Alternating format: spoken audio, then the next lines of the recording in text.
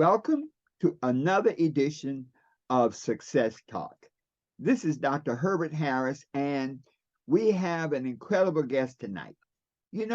Success Talk is about people who have achieved success, but who've had obstacles, who've had challenges, and yet they were able to overcome them and achieve their greatest victories. So tonight we have Willie, I call him Will Smith, but Willie Smith here, entrepreneur extraordinary. Will, welcome to Success Talk. Thank you, Dr. Herbert Harris, for inviting me to Success Talk. It is definitely an exciting thing, and it was actually a surprise. I mean, I know you know so many people. I was literally telling somebody today, like how we met. I made my wife that shirt years ago, and she went to California, and you said something to her based off of a grayscale shirt. Actually, I Yeah. found a picture of it the other day, and Wow. I was like, wow, that was a black and white grayscale shirt that was talking about the bridge between success and things like that was Yeah. discipline. And Yeah. anyway, Yeah. just amazing how everything came Yeah. together and how we end up knowing a lot of the same people. So amazing. Well, Will, it's funny. We in those days we used to travel a lot, and I think your wife is a traveling nurse. Yeah, back then she Yeah. was. Yeah. Yep. And as a person of color, when you travel a lot, you don't see a lot of our folks, traveling consistently. But it's funny, you run into the same people over and over. And that T-shirt, I think it was self-discipline is the bridge between success and between dreams and accomplishment. I think something like that. Yeah, Yeah. The but bridge. Yep. yeah, but it Yep. got my attention because you know what it said? It said she had a certain mindset, and that mindset is like totally, you know, congruent with our mindset. So, welcome to Success Talk, man. Thank you. Thank you.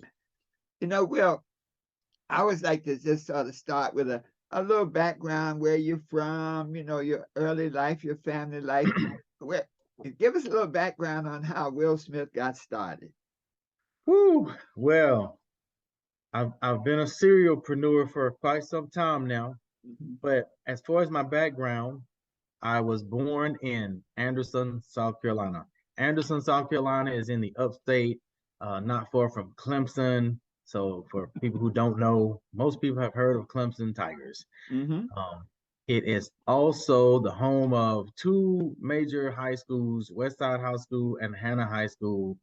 More people know about Hannah recently because there were two major movies. The one Cuba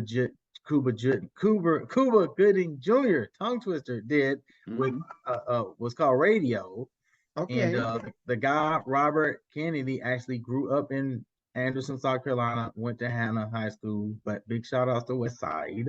Uh-huh. And Chadwick Boseman, who, hey, Wakanda forever, That's it. Black who Panther. right, who starred in Black Panther, is also from Anderson, South Carolina. My little hometown, the kind of like nickname is called the Electric City, and we had the first electricity, to my knowledge, in the state. That's why it's called the Electric City.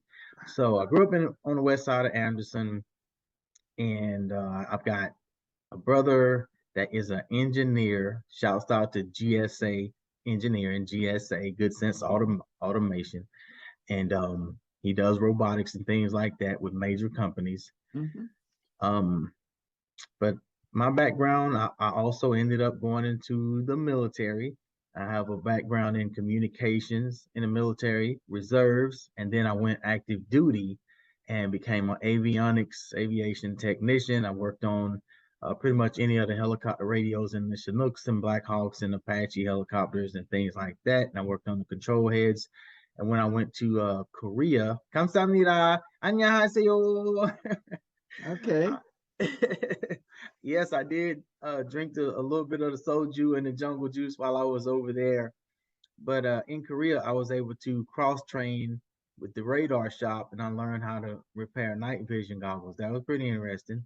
Mm-hmm. Um, Getting into entrepreneurship, I ran into some entrepreneurs before I got out of the military. After I came back from Korea, went back to Fort Campbell, which was my first duty station and last, Mm-hmm. and got involved in entrepreneurship and at an early age and started learning about it. Didn't have much success, but made some gas money here and there. So Mm-hmm. anyway, that's Mm-hmm. there's a lot more to it up to now, but I'll we can get back to it and I'll let you Uh-huh. kind of continue Okay. on. Well, military training gives you one thing in the military, you learn discipline. And as an entrepreneur without discipline will probably not make any money. Yep. Now, when now, do you have any kids, Will?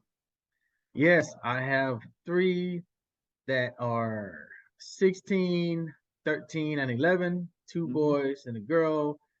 They all run track, and my little girl also is very good at the long jump. She actually won the Myrtle Beach event last year, as well as the Mount Pleasant event out of 35 girls and out of 49 girls. Wow. Wow. Now, when you got started as an entrepreneur, so you're a family man, you and your wife, your kids, as an entrepreneur, when you started making that first breakaway, you know, did you have any fear about it, or were you reluctant? What was some of your, let's say some of your obstacles to move from, like you say, a real job, a career into entrepreneurship? That's a great question. And for me, the answer is definitely going to be different than probably 50% of the entrepreneurs Mm-hmm. because growing up in South Carolina, um, then going off to the military and coming back to South Carolina, working a regular 9 to 5. I think the first job I had when I came back after the military was Radio Shack. Mm, But I was doing a little bit of entrepreneurship stuff on the side, but not much. So as far as like maybe some obstacles, am I still there or did I not? no, you're good. So some obstacles that I may have had or fear. Um, my biggest fear kind of probably came from being laid off or fired from jobs, and Mm, and that kind of forced me to be more of an entrepreneur. Uh, so I didn't really have a high level of fear like some people might. I didn't really have a high level of hesitation because it was kind of like do or die, you know. okay. Um, Yeah. I worked for 2 years and 2 months at a place called Altex. We built car computers and a lot of technical stuff like that, automated insertion lines and things like that. And next thing you know, they went, I don't know, overseas, sold out. I don't know what happened to them, but never missed a day, was always on time. And I ended up losing like $4 and something an hour after that job shut down. So once again, I'm hustling something on the side, whether it was air freshener or CDs with my friends who were into the Uh-huh. music business and things like Uh-huh. that.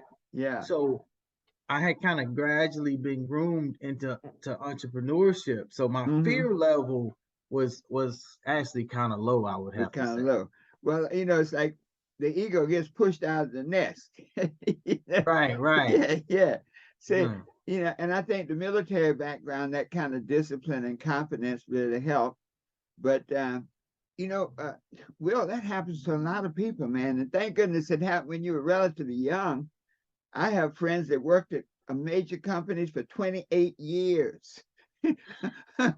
Okay.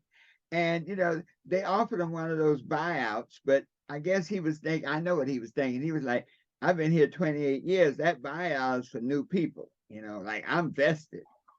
And man, and it's the funniest thing, they always bring in somebody who doesn't know you to.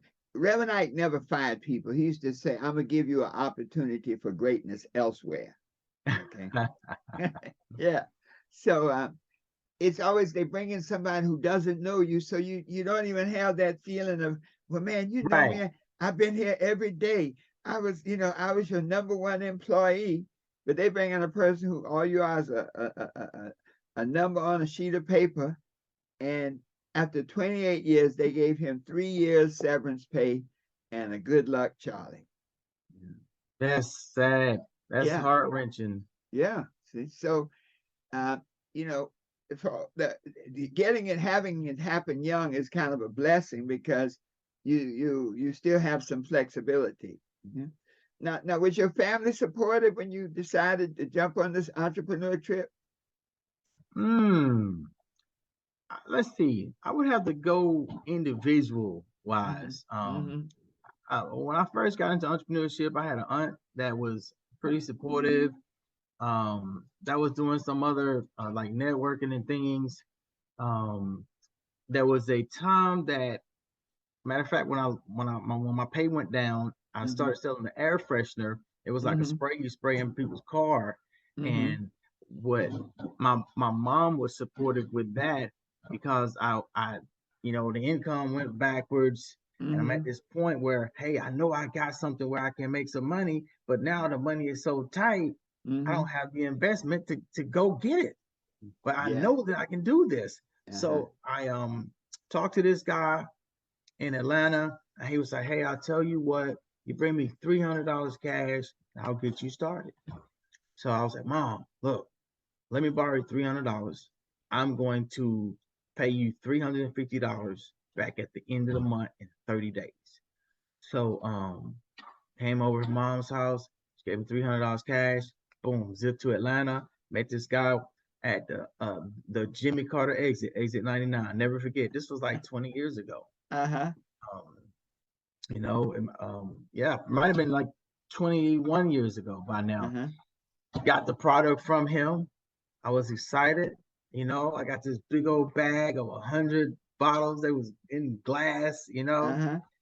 Headed back to my hometown, and I started to build some relationships with some more people in hip hop, and the hip hop and the entertainment was growing more in my hometown. Uh-huh. So um, now I had access. I never forget this guy Tommy. May he rest in peace.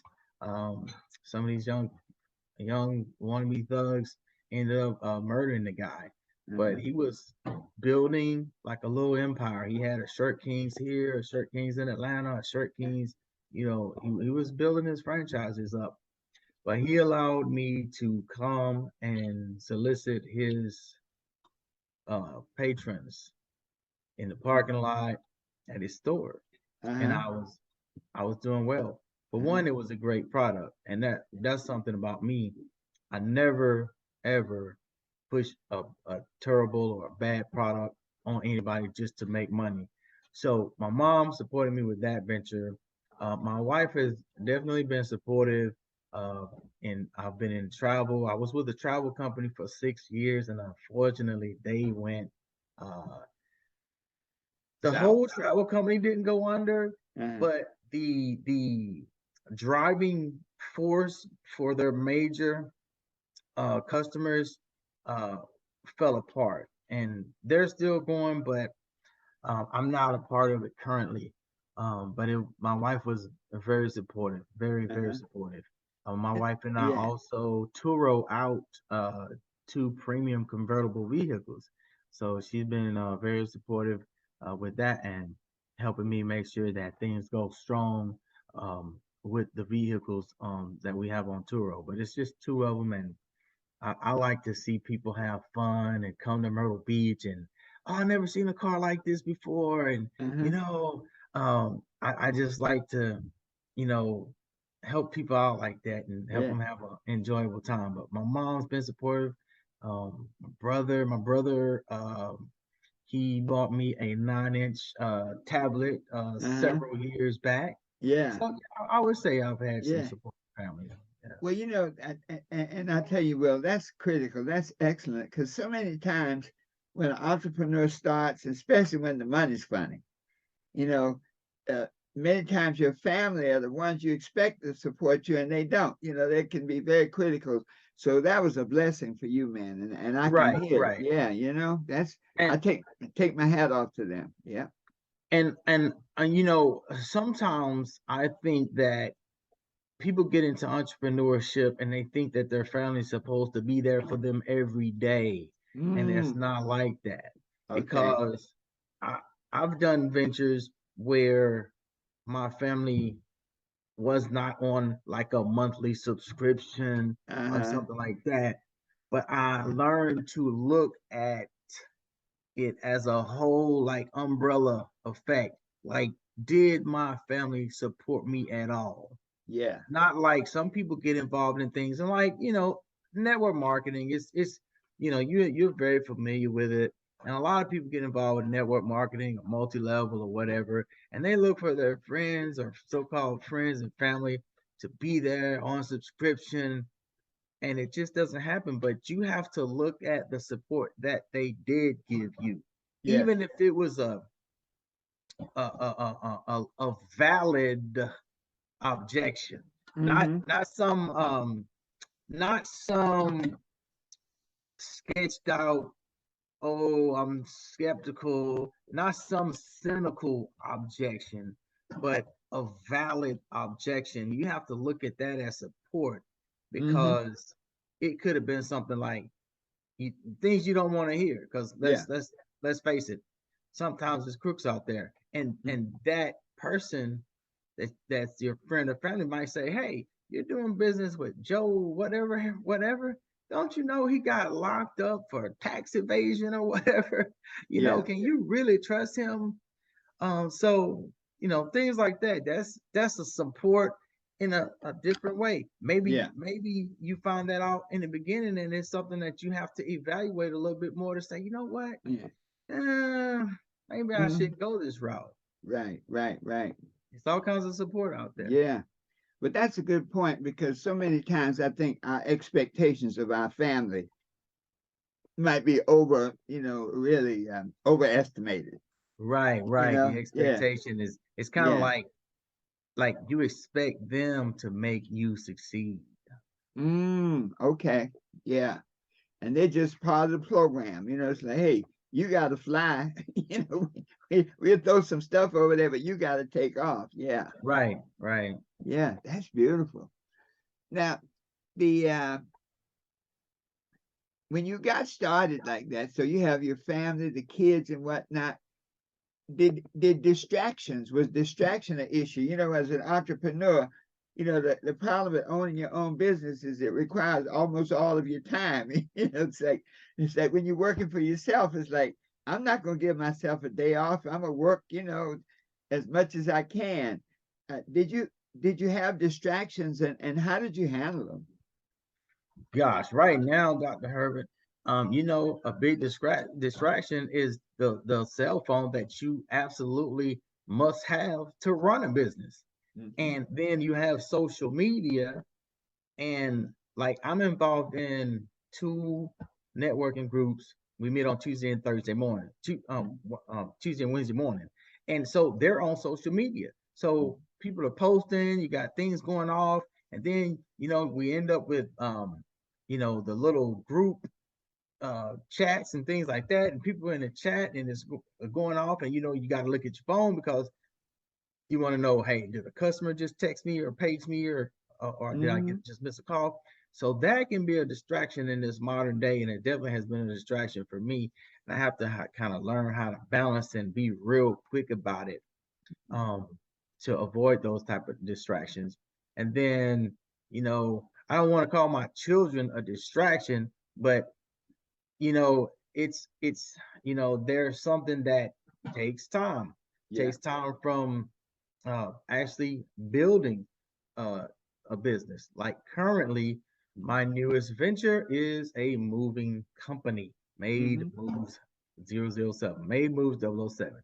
Uh-huh. So with that, we live in a microwave society. You know that nowadays. You've seen Yes. things change from where people can wait a week or two for something as long as they know they're going to get it, Yes.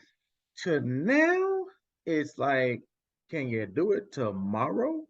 Can Hmm. you ship it overnight? Hmm.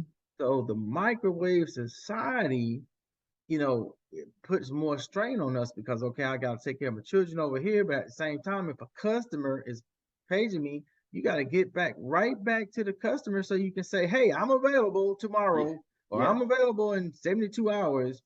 So balancing that amongst, children, wife, you know, um, just other activities in life Yeah. is Yeah. definitely can be some distractions. Well, it's interesting. You have I like your approach to it because balance is key. Many times people get out of balance and they shortchange. One of the funny things about kids is like they always see it from their perspective. I've seen so many people say, "Oh, I worked so hard to build all this money so that you could be happy," and kids like, "Yeah, but you weren't there at my basketball game." You know, Right, yeah, you weren't there when I graduated. So it's a good balance, and I take my hat off to you as a young man. To right. really see that kind of balance. Now, it's interesting. Will, do you think the military discipline helped you with that balance piece? You know, I remember a lady telling me that the military was going to change me. This lady was an entrepreneur. She did hair in her house behind me to and I don't really think that the military enforced much discipline on me. But just I pretty much have always known most of the things that I did not want and things that I wanted. Um, so and I think it was because looking at the environment Mhm. that I grew up in, it for some reason I was just a little bit different. Mm, Like when I met my wife, for example, I'll mhm, never forget. We had one of our first dates off I-26 at the Applebee's at exit 106. mhm, And Dr. Herbert, I remember telling her that, listen, I will not ever be the guy if we were to get married that will pay for cable or satellite TV. So I kind of had a PTSD, excuse me. uh-huh, I kind of had PTSD from growing up in the hood uh-huh. and not wanting to live a certain life when I got older. Okay. I so the discipline for me was probably intertangled with what I would now call a PTSD type of thing Uh-huh, uh, because I didn't want to drive broken down cars. uh-huh, I didn't want to be stranded on the side of the road in a car with no warranty. uh-huh, So one of my things growing up, and I don't like when people say, well, my thing is, but uh-huh, in a different way, one of my driving forces was that. So um my first vehicle that I bought was a 81 Escort, and I made sure that it was great driving condition, and uh-huh, everything. But my next car that I got was a brand new Nissan, and I went to military school. And when I was in military school for communications, I literally saved up about every dime. mm, On the weekends, my peers would say, "Hey, Smitty, Smith, we're going to the movies." Dr. Herbert, I wouldn't spend $5 to go to mm, the movies. uh-huh. It got to the point where they say, "Hey, we'll pay your way," but I didn't even want to get into the habit Yeah. of doing anything that wasn't conducive to my goal until I got that car. Wow. And Yeah. I remember working an entire month. And I remember my check was a whole $627 for the entire month as a PV2, I think. Uh-huh. And I sent that $627 check home to my mom and was like, put this in my bank account. Wow. Wow. Because for one, my mom had said, if you want that new car, Uh-huh. uh, you're gonna have to prove it and have a down payment. Don't worry Uh-huh. about that, because Yeah. I'm getting a car with a warranty. And I I was get just it. like that as a youngster. Like I say, Dr. Herbert, I think Yeah. it was like a PTSD with me. Like Yeah. even right now, discipline with my moving company. Uh-huh. Uh, I bought a Suburban yesterday, an old school Suburban, and I'm passionate about telling the guys, hey, look, I understand that y'all have difficulty with transportation. I'm basically buying a vehicle for y'all. Uh-huh. I'm gonna see what y'all do with it. 90 Uh-huh. days. If I don't have all my money back, I'm gonna Uh-huh. sell it. I'm gonna sell it Okay. or get it or let my son buy it. Mm-hmm. Because I'm driven and I'm looking for people that's hungry. As Les Brown would say, you gotta be hungry. Hungry. Yeah. Yeah. So my Yeah. discipline, Dr. Herbert, came from being hungry. Okay. Yeah. Well, that's a strong motivator, Will. I mean, it's just like that's one of those kind of motivators. I once knew a lady, a lawyer, and very successful. And one day I visited her. We were working on a case, and I went there and I said, you have some water? She said, sure, get it out the fridge. Well, I went to the refrigerator, and you ever open a refrigerator that's so full, you couldn't put a bottle of water in there. I mean, it was Oh, wow. full. It was full. So I saw so much food. I said, well, I didn't know you had a family. She said, I don't have a family. I said, you don't have kids? She said, no. I said, wow. I said, your refrigerator is, I've never seen a refrigerator that full, that packed. I mean, you have everything. She looked at me, she said, let me tell you something, attorney. She said, when I was a child, I was hungry all the time. Wow. She said, I cannot remember a time when I wasn't hungry. And she said, I promised myself that never again. She said, when I was a little girl, I go open the refrigerator looking for a surprise. Like it was empty an hour ago, and I go look in it again. She said, I made up my mind that I will never have an empty refrigerator. My refrigerator will be stocked with everything I might think I need. And so, She got yeah, PTSD. she had PTSD big time. Yeah. Well, when as you move into this moving business and you're talking about your employees, how do you find that the labor market? Everywhere it's sign out people for work. Do you have challenges finding workers? Or let's say one, workers, and then two, what type of work are you looking for? I'm glad you asked that because I just created a safety video, but in that safety video, the first safety measure that I had the lady who did my voiceover says and speaks about is no smoking on the Uh-huh. customer's property without permission. Uh-huh. I generally attempt to not even bring people on who smoke because I have a different mindset. I have a different business model. I have Uh-huh. a different approach to moving.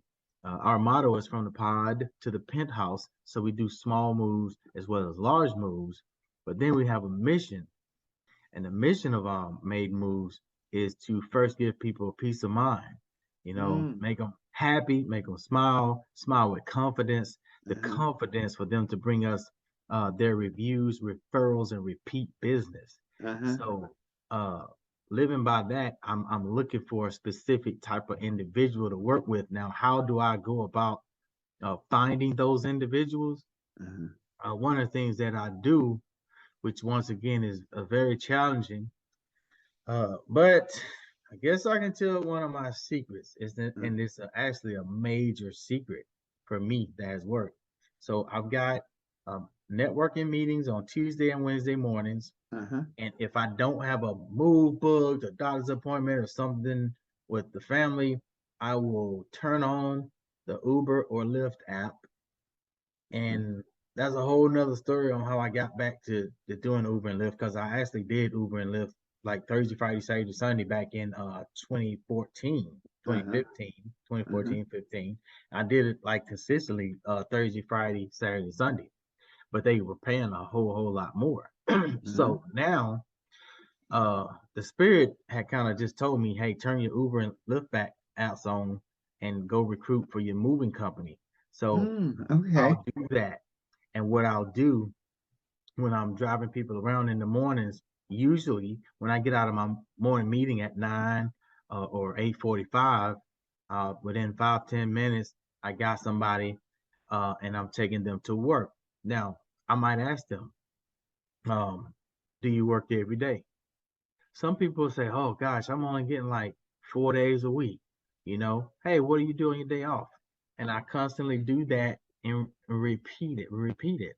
And consistency in anything, you already know, helps Mm-hmm. you to become a winner. So with that, I'm always winning. Mm. Um, one of my buddies, matter of fact, the guy I bought the Suburban from, just today, a few hours ago, when he was giving me my deposit back, because they had charged me and forgot to subtract it off of what they charged me. Uh-huh. But he was asking me, well, how do you get guys? Like you got leads coming in, and like today I had 4 guys on a job, and Mm-hmm. tomorrow I'll have 4 guys on the job, but one of those guys will be a different guy. Uh-huh. But he was asking me how you get guys, but I constantly recruit. Mm-hmm. But also another secret of mine, all right. And I'm gonna shout out my Instagram. It's Real Mr. Will, RealMista. That's my personal Instagram. Of course, we have an Instagram, Made Moves 007. And anybody can come on and follow that. But y'all can give me a thank you on my IG for telling you my next secret, which Okay. is I have a referral program. Uh-huh. So, for instance, today, okay, one of the guys who did some work for me over the weekend while I was in Gatlinburg, Mm-hmm. thankfully, um, got to get away, but he introduced me to this guy, Kelly, Mm-hmm. and Kelly came on a job with me today. And because the job was 5 hours or more, Uh-huh. if if you refer me somebody and they're good and they have no incidents on the Uh-huh. job, that is the Uh-huh. key. Because Yeah. I tell people, don't send me no goofballs. Mm-hmm. Send me somebody who can follow instructions, um, and move in an orderly fashion. Mm-hmm. So that guy came, could follow instructions, move in an orderly fashion. So I ended up cash apping the guy who sent him $20. So I Okay. give a $20 incentive for anybody that can send me somebody that works 5 hours or Prefer. more, no incidents. Yeah. Well, you're applying like network marketing principles to your moving business because in networking, if you're not constantly, you know, recruiting, meeting people, expanding your sphere of influence, you're gonna run out of people real soon. So that's excellent, man. That's a good piece. Yeah, that's some good stuff. So the and the moving business now, it's interesting. When I was sent you the email, I had mixed you up. There's a fellow up in New Jersey who has a moving business. He's not now. He's been working with Amazon. He had a and it's working for him because it's very densely populated, so you can sort of, I guess, your income per mile is better than when you got to drive Right, 20 miles to deliver one package. Yeah, right. yeah.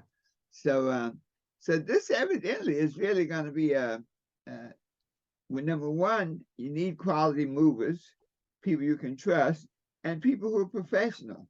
And because there are a lot of folks that are not out there, so I can see you doing some real serious bit, and I'm assuming, and I know your business is growing.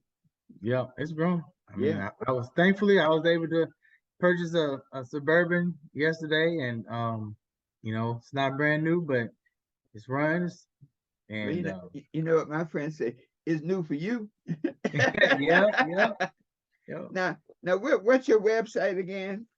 Mademoves007.com. Now that's MADE. MOVES Uh, 007.com. Yep. okay. All right.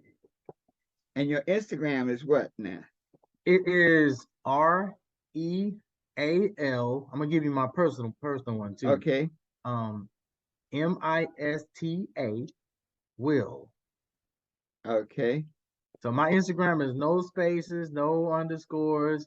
It's Uh, just at Real Mr. Will. REALMISTA Will. And the MISTA Mr. because some people post things to me on social media and they'll say, Mr. Will, Uh-huh. MR. I don't like to be called Mr. Uh-huh. Um, but MISTA uh, stands for Man of Intelligence, Serious and Tenacious About My Business Created by an Awesome God, Mr. So Wow. Wow. And um, now, Will, is that one L or two? two L's. Okay, gotcha. So Okay. Will. REALMISTA, Will. Will, Mr. Will. Yeah. Now, Will, the it sounds like you were very, very confident when you started, for example, when you started the moving business. Did you have any doubts about whether it would work? Hmm. I did not have any doubts. And the Instagram is Made Moves 007 on the Instagram. So I Okay. got that's the business Instagram and the personal. But no, sir, I did not have any doubts. I did work with a guy who had a moving company. Shouts out to Vinny Deal SEO. Sometimes people think we don't like each other, but I'm straight up cool with Vinny. If he was to call me, I'll talk to him on the phone. But Uh-huh. sometimes communication just breaks in a business or in any relationship. And so I was working with this guy for 4 years actually, Okay. Uh-huh. and two of the guys who were kind of more of a not necessarily a crew chief, crew leader, but in my mindset, they had the potential and they could go get a move done. So we'll just call him a crew leader. You know, uh, I was conversating with the older one, and he was telling me that he was, not getting much work. And then I talked to the younger one maybe a week or two later, and I was telling both of them separate conversations that hey, I really wasn't working Mm-hmm. hardly at all anyway myself. So the youngest one told me he was thinking about starting his own business. So me, I love helping people, especially younger people. I mean, I just Mm-hmm. turned 50 January 28th. Mm-hmm. So once he told me that he was thinking about starting his own business, and here he is, this 21-year-old guy I'd known for like a year already. I was like, hey man, I'm on it. I'll help you out. And Yeah.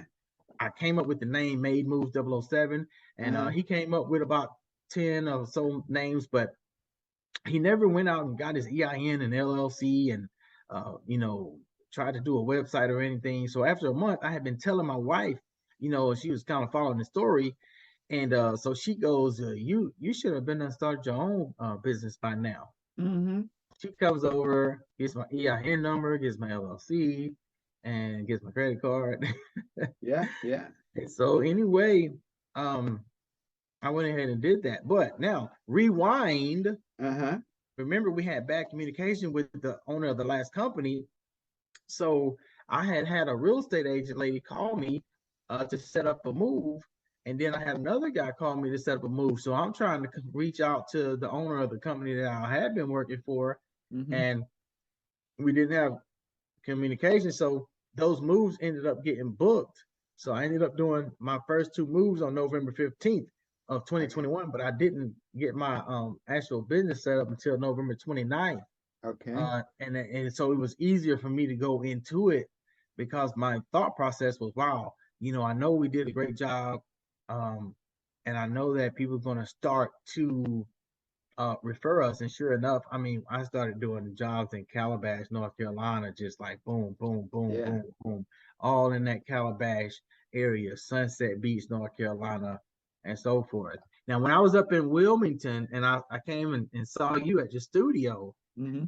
I had recently actually cut off my area because everything is all digital nowadays, and you can say, hey, I will not go past this area. Uh-huh. So I actually don't go past Ocean Isle, North Carolina, but I was Uh-huh. up in Wilmington because another buddy of mine, he has a moving company, and he asked me, hey, can you get two guys to come up? So I was like, yeah, Mm-hmm. I'll get a guy and I'll come up with you myself. So that's why I was Yeah. actually up in Yeah. Wilmington doing a move job. Mm. Now, something I want to look into a minute because many times people will go into business without sufficient training and knowledge. So you worked for another moving company for 4 years. Was that helpful now when you got ready to start your business? Woo, Dr. Herbert Harris, that was very, very helpful.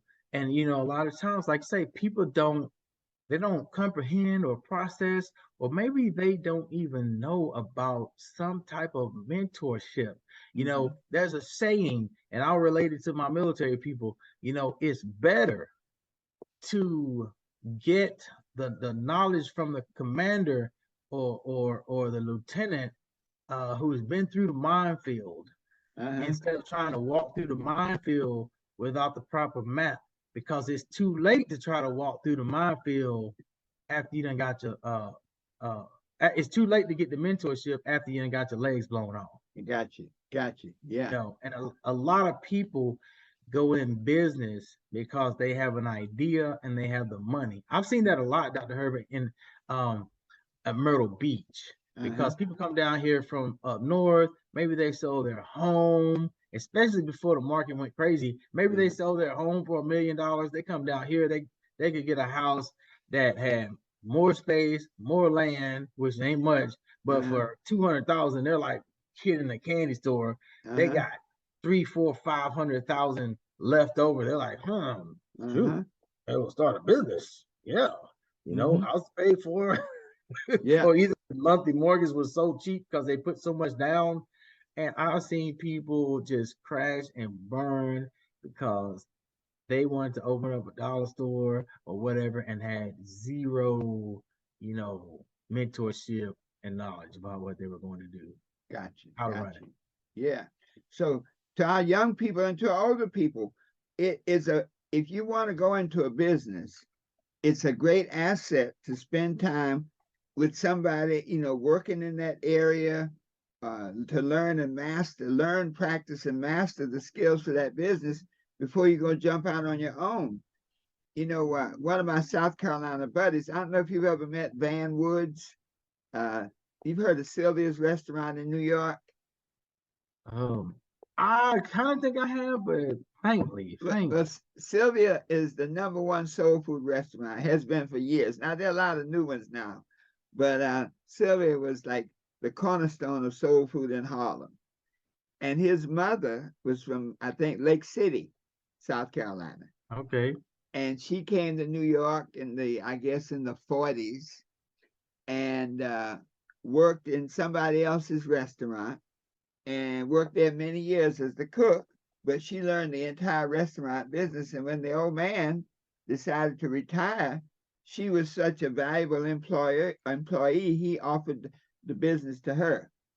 And Oh, wow. yeah, she got her mother, I think they mortgaged the house, or mother mortgaged the house, but anyway, they got the money together to buy the restaurant. And she just continued what she was already doing, working for somebody else, now doing it for herself. And they built an incredible, I mean, they almost own the whole block. Oh, And wow. you go there on a Sunday, they'll have like 200 people waiting outside to get in. I mean, it's amazing. But Wow. for our young people, just one of those learning points. If you're thinking of going into a business, learn the business, work for somebody, and don't, you know, Will, a lot of times, I counsel a lot of young people, and so often they look so much at the money to be made as opposed to the experience that you can gain from being in a job. There's some jobs, they may not pay you anything, but man, you can get some valuable experience and be able to take that experience and make a whole lot more money, once you repackage it. And Fatal so, mistake, uh, young people today. uh, I was making on average at least $10 an hour more uh, than most movers make today. I was making $10 an hour more 4 years ago than most movers make today. uh-huh, And the reason I could do that is because when Vinny first told me what he paid me, I went worked for it. uh-huh, And then he actually told me he'd pay me more, but I was just like, I'm good. uh-huh, And then after I worked another year and I was doing bank deposits and things like that, I called him up and I was like, hey, you remember that extra $5 an hour you said you pay me? I'm uh-huh, ready for that now. uh-huh, uh-huh. But Yeah, I yeah. literally worked a year um without that extra $5, uh, because I was so comfortable with what I was getting, which was still $5 more than most movies get Uh-huh. today. Yeah. But how I got that, like you said, I started with whatever he was comfortable with, and Uh-huh. then I learned. I Uh-huh. learned, how to do the bank deposit properly. I learned how to recruit and bring on people properly. I learned how to use the straps properly. I Mm. learned how to use the dolly properly. I learned how to deal with the customers properly. I learned how to do, all the aspects to become an operations manager for a business. Mm. Wow.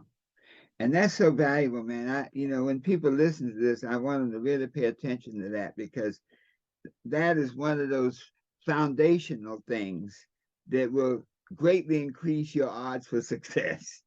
Right, Yeah, right. yeah, yeah. Now, you've been one of our students and disciples and have been using the book for years. When did the 12 Universal Laws, when did you first become aware of that book? And where were you at? What were you doing in Oh your life at gosh. that time? Yeah. Ooh, let's see. That's been some years ago because when you met my wife on the plane or at Hmm. the airport, I almost want to say that was at least I really almost want to say it was 10 years ago. Okay. Yeah, that's Could it about have right. been that Yeah. long? Yeah. Yeah. Yeah. Because I've been in this business 12 going on 13 years. So yeah. Yeah. And those were the Uh, days we were traveling in the early days. So yeah, it's probably been at least 10 years ago. Yeah. yeah, cause I was just thinking about it. My little girl is 11, Uh-huh. and well, she Wow. I Yeah. don't think she was either she was a newborn baby or Mhm. she wasn't born. Okay. All right. So at least 10 years. Yeah.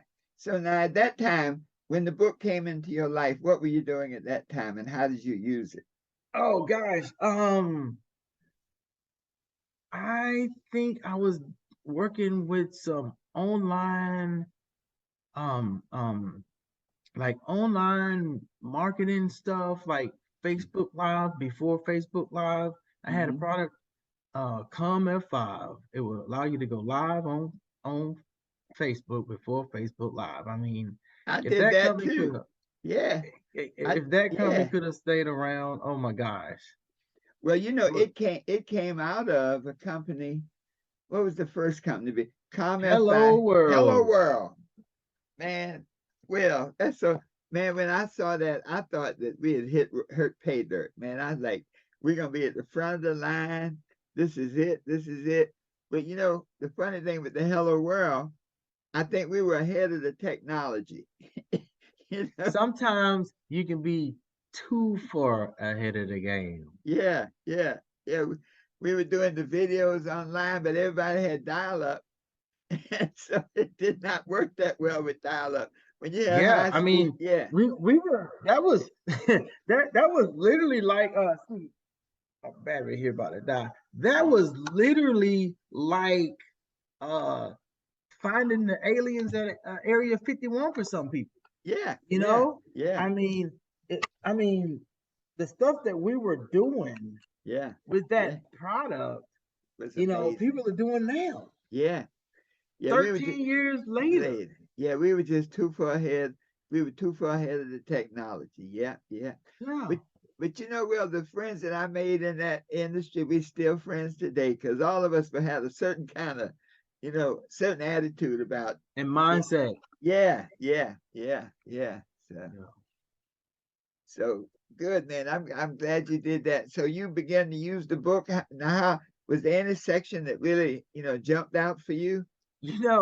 A lot of it, and I can't remember everything, but Uh, like do it now. do it now. Um, I ended up making a T-shirt that Uh-huh. said "Do it now." I made a red T-shirt with gold letters that said Uh-huh. "Do it now."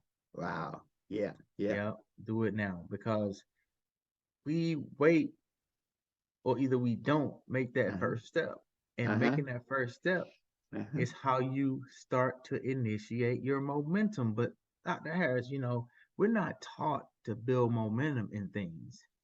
Okay. That's a fatal flaw. Yeah. And it's like, oh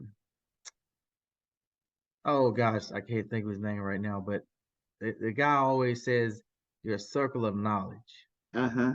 You don't know what's outside of your circle of knowledge, and that ties into that's why you should have a mentor and things like Yeah. that. Yeah. But building momentum, most people have a thought, oh, I want to do this, and then they have the fear of doing Uh-huh. that. But Yeah. if they could just understand that if they take the first step and Yes. take another step, then momentum is going to start to come, Yeah. because you're going to get momentum in knowledge Yeah. as you read more, as you get around more mentors and people who are familiar with that field that are willing to help you. Yes. um that's just one of the things that just all stems from do it now. Take that first step. Don't procrastinate. Don't hesitate. Don't wait. My grandma used to say, wait broke the wagon. Weight broke the wagon. I like that. Weight broke the wagon. I hear you. Yeah. Well, Will, that idea of building momentum, I don't think I've heard it really put like that. We always talk about achieving momentum, but that's, anytime you study with any of the network marketing people, Eric Worre, they always talk about get off to a fast start. To, like the first 30 days in the business, you ought to be on fire, running around doing things. And it's to create momentum. That's Right. what it is. Yeah. And so once you build momentum, then the essence of momentum is when there are bumps in the road, you have so much speed going that you just run right over the bumps. There are people who don't believe, but you got that momentum going, you pass them by. When you have non-believers and your momentum hits, then they just wave goodbye to you because you're going on Yeah. to the bank, man. Right. You're going Right. on. Yeah. So I Yeah. think that's excellent. Build momentum. And what would you say is the key to building momentum?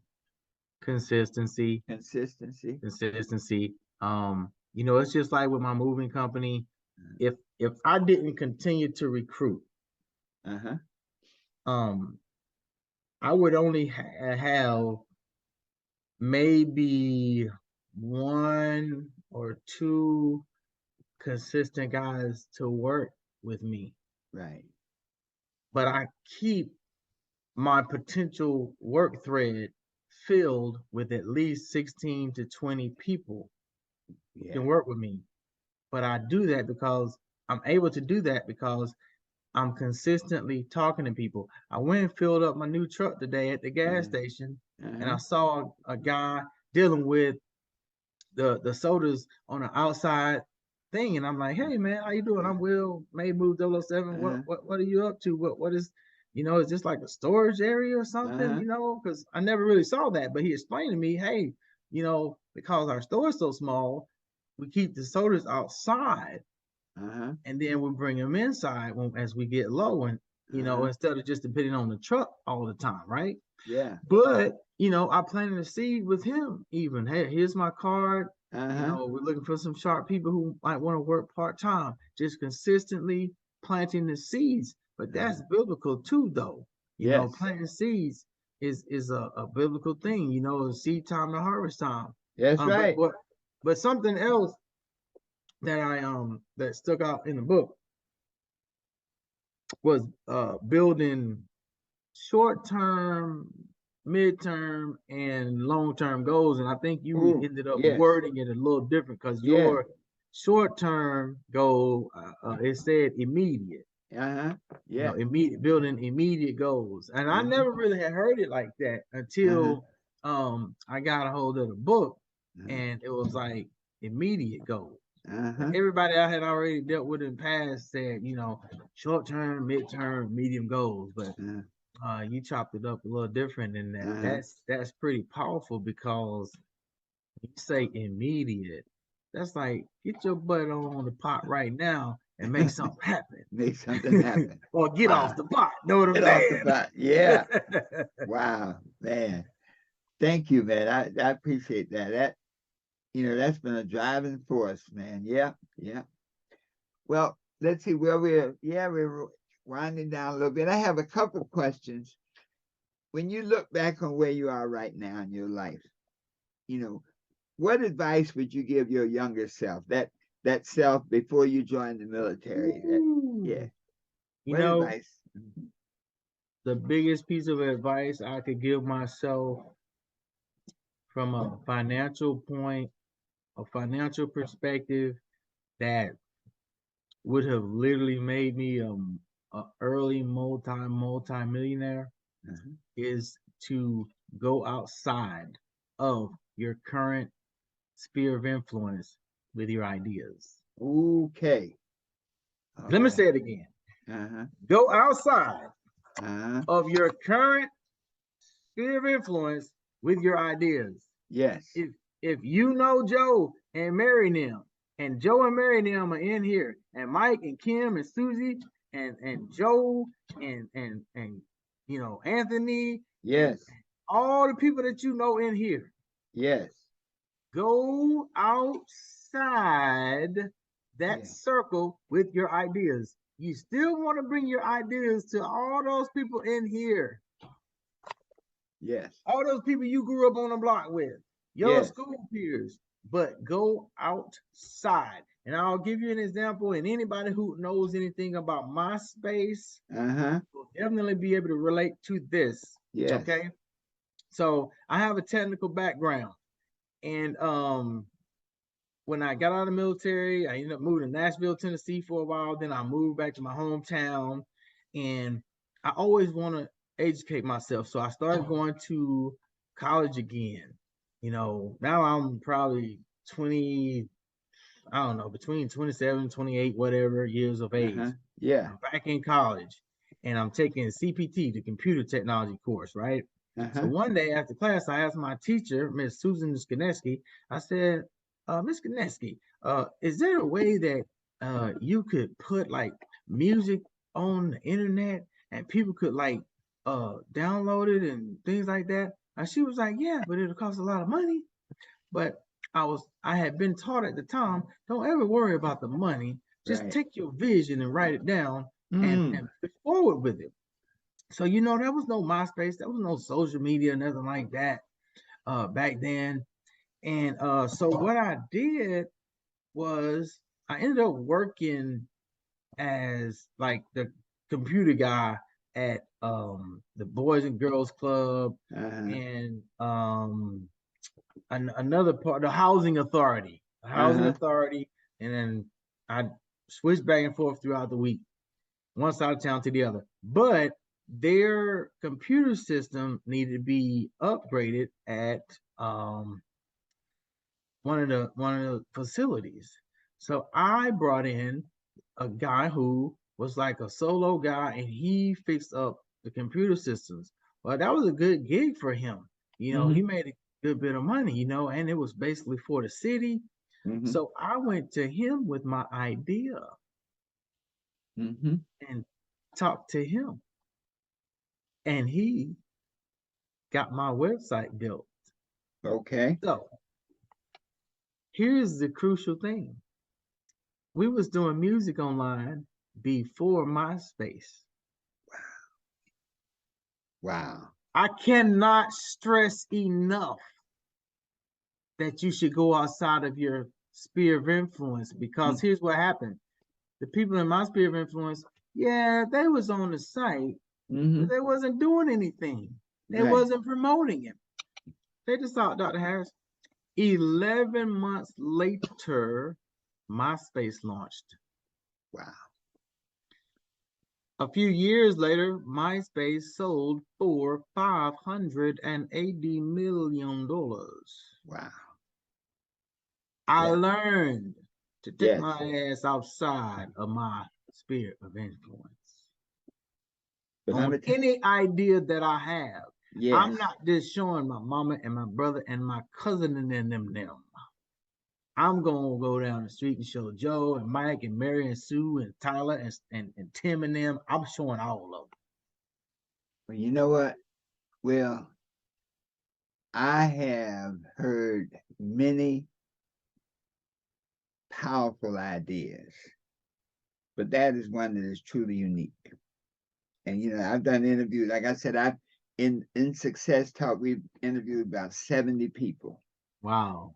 And that's the first. That is a truly unique idea. And I mean, we've probably thought about it, but when you say get outside of your sphere of influence, get outside of your comfort zone, share your idea with people beyond who you normally, your regular playmates. Right. Yeah, Exactly. yeah, Your regular playmates don't know hardly much more than you. You might know yeah. more than them. You probably the smartest one in the group. Right. Right. Yeah, yeah. Wow. Man, that's powerful. That I'm gonna tell you, you said two very profound. Build momentum Build momentum. and get outside your circle of influence with any Yes. good ideas you have. Man, you know. Well, I'll tell you something. Well, I often ask another question, which you're now 50 years old. You got your stride going. You got a company, and if you look down the road, I can see your company being a major entity, because right now the whole trucking moving business, and whether it's moving goods, moving people, that's like huge. That's an industry that is going to be hungry for at least the next 20, 25 years. That if you could look back, say when you're 75 years old, if you could look back at 75, what advice would you give yourself now from when you're 75 years old? Well, my wife probably would be extremely surprised, but give her an extra little bit of um, attention as far as paying attention. Basically, let her know that I'm listening and paying attention to her so that she continues to bless me with her ideas. Because I think sometimes she thinks I'm not really feeling her or paying attention to her. She might think I'm dismissing her. Mm-hmm. But I think that would be one big thing, is to let my wife know that, hey, look, baby, I'm listening to you. And if you want to tell me more, hey, you can text me, email me, tell me, whatever. If you Mm-hmm. need to make it redundant, let me know, because, I was telling her the other day, uh, she was the one who pushed me into having my own moving company. We Mm-hmm. do some real estate together. Uh-huh. We got some properties together. We got some land together. We got some land that we rent out to Uh-huh. a signed company, actually off of I-95. Right. Um, but the moving company, I basically do it independently of her for 98.5%. Uh-huh. you know. Um, but she was the catalyst, the flame, the fire that influenced me to actually do it now and take the first step to get it going. So I would definitely let my wife know that I want to hear your ideas. I want to hear your opinions and feedback on things. That would be like a major, major thing. Well, you know what the Bible says: happy wife, happy life. Well, I tell you, well, you look back, you've accomplished a lot of things, and I didn't know that you'd been a part of Calm F5, and Gosh, I there's miss it. yeah, there's so many, and then it just went out, man, because even that new evolution, Calm F5, and They then they had a tame response and the name kept changing so yeah, much, but yeah, yeah. Then they went, and then one day it just stopped. Like thank yeah. goodness. It's funny. Something told me to download because I had databases on it, and something told me to do it, and I'm glad I did, because they would have been. I mean, they just this was it Office VP. Oh yeah, I forgot. Yeah, They yeah, there's yeah, so many yeah, name changes and yeah, things. yeah.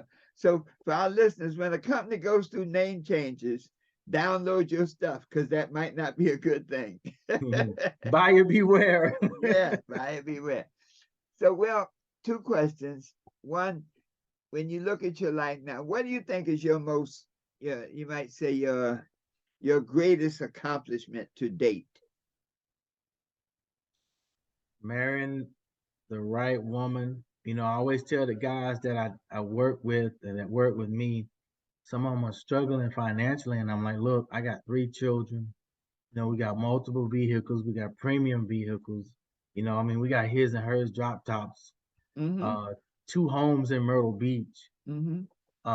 And that's not a lot, but I mean, it's an accomplishment. Mm-hmm. But I'm talking to guys who don't have their own car, who don't have their own home, Mm-hmm. or maybe the car they got, they had it for 18 years and it's like a rebuild of a rebuild. Yeah. And I'm Yeah. like, you know what? You have got to have the right woman in your life. I'm talking to the men, Yeah. and vice versa with the women. You can't have the woman that doesn't understand money and Mm-hmm. wants the rings and the jewelry and the watches and the bags and the designer glasses Mm-hmm. and all this stuff that's not an asset. I'm so thankful that I married someone who can comprehend and process, having assets and doing the best to keep the debt to income ratio, at the right proportion and perspective. Um, so that's a major That's a right there. major accomplishment. Wow.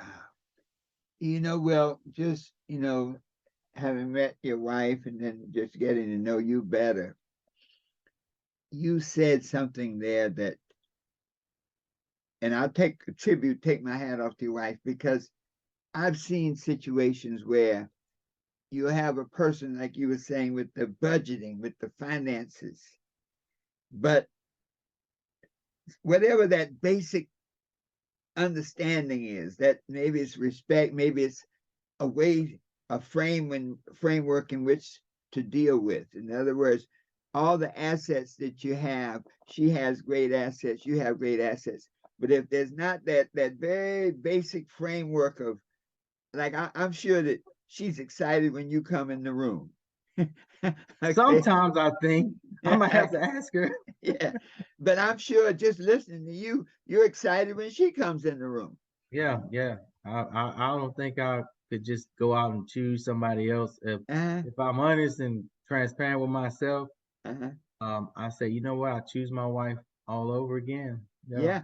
Yeah. Um, and how we met was so, man, that's a whole different story. But I mean, I met her at the hospital in Charleston at MUSC. So it was definitely like a, she was definitely like a godsend. It was a godsend scenario. Wow. Wow. That sounds like let's say that's a topic for a whole nother interview, huh? Yep, Yeah. yep, Yeah. yep. Yeah.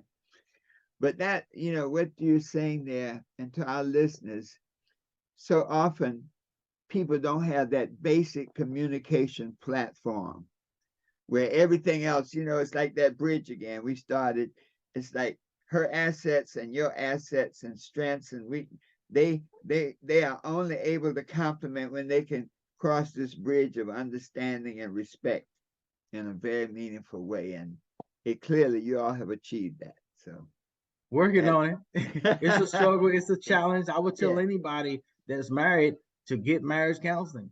I Uh-huh. tell people all the time. I might joke with my brother. I'm like, man, I'm in marriage counseling again, bro. Uh-huh. Yeah. But it's kind of like the mentorship, and it kind of like going outside of your sphere of influence and going outside of your circle of knowledge. Yeah. If you're having an issue, first of all, me, I never been married before. And although I've been married for over 16 years now, hey, I still never been married before. Right. So it would make sense to go talk to somebody about marriage and the obstacles people have in marriage and how to overcome and how to communicate and how to Yeah. get better and better. Because my wife and I, we are definitely like opposites when it comes to communication. Uh-huh. And so it definitely helps to hear other people because we'll Mm. do like solo Uh-huh. counseling and we'll do the group counseling. So it's really awesome to be able to be in a group and to hear other couples, older, younger, talk about their situations, their communication issues and struggles, and their communication successes, and basically be able to be mentored in marriage, in a in make it understand, be mentored in marriage, just like if you was gonna be mentored in a business to make it Exactly. work. Make it Um, work. Matter of Wow. fact, shout out to John Hazelwood and his wife, they have a business called Yes, Marriage Works. So that I'm very proud of John and his wife for pushing forward. You gotta interview John, man. I'm Well, telling you. then let's set that up. Yeah, John Hazelwood, right? Yeah. I'm Yes, gonna write it marriage down. works because Yeah, we got to get more people like that. Because when it comes to entrepreneurship, yeah, um, people don't really think about making their marriage work sometimes. yeah, And it's like, the Forbes 500,000 yeah. list. You know that Yeah, the the big time. Yeah. the quickest way those guys get off of that list is to get a The divorce. divorce. Yeah, you got that right, but I've seen so many of them. I was my friend Bob Johnson. He was a billionaire, and then now he's not a billionaire anymore. So yeah, that you see, that's the quickest way. The quickest way to get off the list is a divorce. Yeah, yeah, yeah. Wow. Well, I'll tell you. I thank you so much for this interview. I hope you enjoyed yourself. I think that you have shared some great insight, man. I mean, I'm just glad. I, I'm a student, always a student.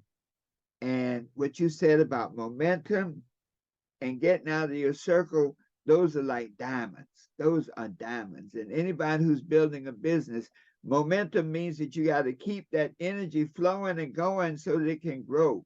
An airplane on the runway, it can be full of gas, it can be ready to fly, but until it gets off the ground, you won't see It's a anything. paperweight. That's it. That's it. Until it's a paperweight. And that idea and it takes momentum to get off the ground. Once it gets off the ground, it can fly, effortlessly. And so when we chase our dreams, figure out how to create momentum and then get it done. All right, my friend. Well, any last comments before we wrap up? Other than just thank you so much for inviting me on here. It was a long day. We had a 26-footer to load and unload. But just thank you so much for coming on here. I'll definitely share the link with people, and I hope you'll bring me back and we can talk about some other things because I definitely can talk. But I don't want to Yeah. bring up any other subjects because I won't shut up. So thank you for having me on here, and we'll just feed the people what we got for now. All right. Well, Will, I thank you so much, man. And I tell you that there's some nuggets. We're working on a new book, and you got some nuggets in this piece here that I think we got to talk about that because like I said, when I tell you there's something that new that I hadn't heard before, trust me. And when you said seed time and harvest, I immediately thought of Neville, Neville Goddard. And so we have such a similar background. So thank you for being on our program.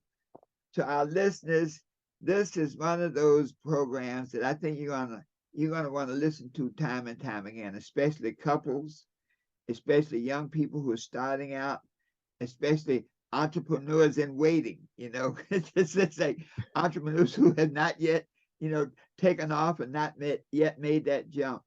That in this interview today, there are a lot of nuggets that you need to pay attention to.